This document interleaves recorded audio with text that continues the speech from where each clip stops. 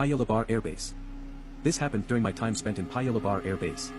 I had just finished my BMT on the 9th of August 2003 and was posted to Paya Lebar Airbase as an RP. I told my family members about the posting and they were happy for me because to them having posted to an airbase means lighter duties. My uncle is a regular in another airbase. I shall keep his identity secret because he is still currently serving. He told me to be careful and said all airbase are dirty. I nodded and didn't really care as I was a free thinker. So I reported for my duty and was on training for 2 months there before we were officially on duty for the base. Incident 1.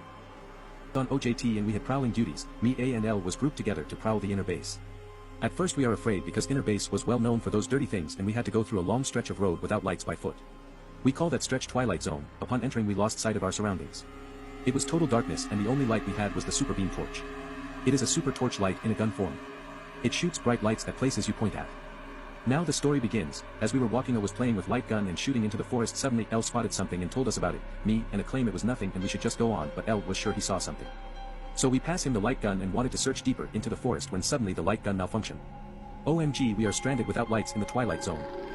Then we remembered we had flashlights, so we formed a triangle formation back to back looking at the surroundings. L suddenly instructed us to quickly move on with our forehead visible and asked us to put on our beret. We won't be allowed to put on our beret because we are still on OJT at that time. After walking quickly for a few minutes, L told us to run as fast as we can to the next checkpoint.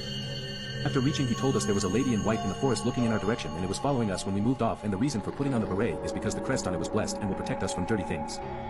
Then 2. There was this internal checkpoint in the base at the entrance of an airfield in Paya Lebar Air Base. That place has practically nothing except 2 empty water blocks. At night this checkpoint is only guarded by 1 RP. I was doing my duty in the middle of the night from 1 AM to 5 AM, so I prepared myself for that duty because I'm going to be alone there. So I drew my weapons, went over to that checkpoint and took out my MP3 player slot in my beret and plugged it to my right ear. It was very silent other than cars passing by once in a while when suddenly there was a loud bang behind me.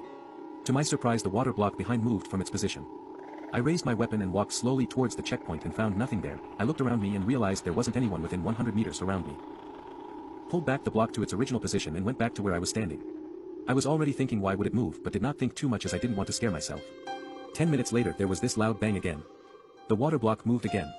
This time I ran over to see if there was anything, but again there was nothing within 100 meters of where I am. There were no bushes, cupboard holes anyone could hide in. I realized this is something I cannot explain, so I kept quiet and continued doing my duty until 5 AM. In those 4 hours I heard bangs almost every 15 minutes. I ignored and waited for my replacement to take over me.